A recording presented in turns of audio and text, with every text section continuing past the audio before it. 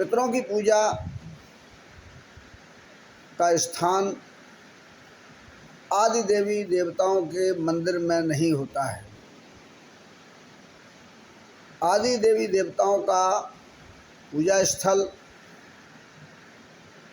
उनमें भी भिन्न भिन्न देवी देवताओं के जो स्थान होते हैं वे अलग अलग भिन्न भिन्न होते हैं। उदाहरण के तौर पर दुर्गा उपासना करने वाले के लिए देवी का स्थान पूर्व को मुख करके बिठालने का है।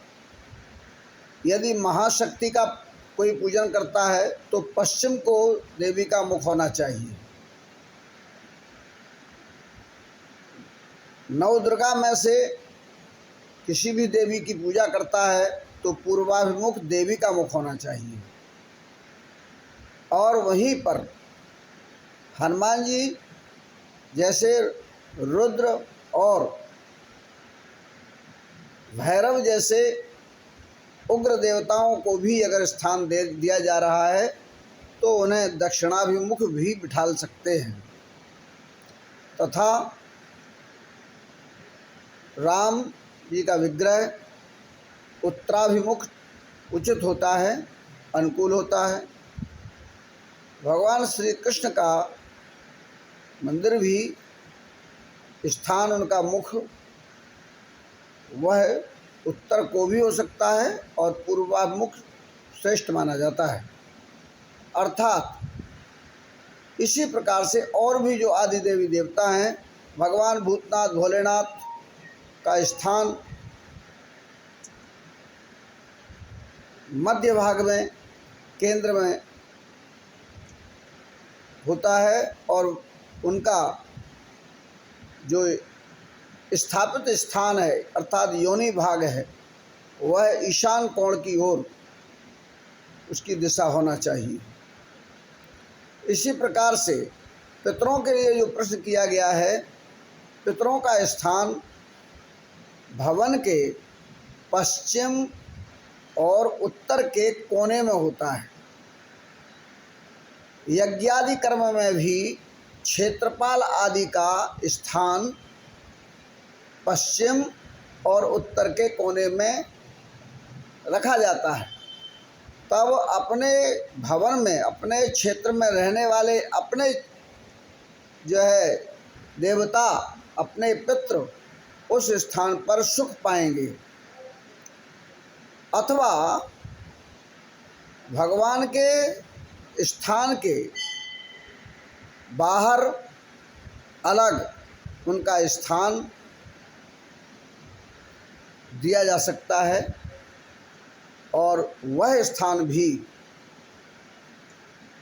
उसी कोण में उतने ही भले ही मंदिर भाग में ही रखना है तो मंदिर भाग के बाहर के भाग में जो है उत्तर पश्चिम में रख सकते हैं। इस प्रकार से जो भागवत ये सब देवताओं के मुख बता रहा हूँ, मैं साधक के मुख नहीं बता रहा हूँ। ये मुख देवताओं के मुख हैं जिनकी और पितृ देवताओं का मुख दक्षिण की तरफ ही रखना चाहिए। अब एक बीच की अवस्था आती है जिसमें कोई शुद्ध पुरुष होते हैं, परम हंस होते हैं, वह भी उस श्रेणी में आते हैं जो आदि देवी देवता की श्रेणी के नीचे रहते हैं। इसलिए उनका स्थान भी आदि देवी देवताओं के साथ में नहीं रखा जाता है।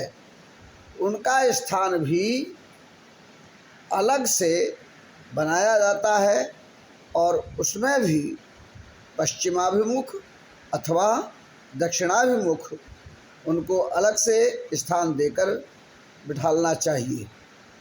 इस प्रकार से पूजा विधि भी सबकी अलग अलग होती है, जिसका भारतीय सनातन धर्म साहित्य में कर्मकांड विभाग में इसके विषय में बहुत विस्तार से चर्चा की गई है। कर्मकांड भास्कर के माध्यम से भी लोग यूँ तो जो प्रतिष्ठा पद्धति है उसमें भी स्थानों की सुनिश्चितता है।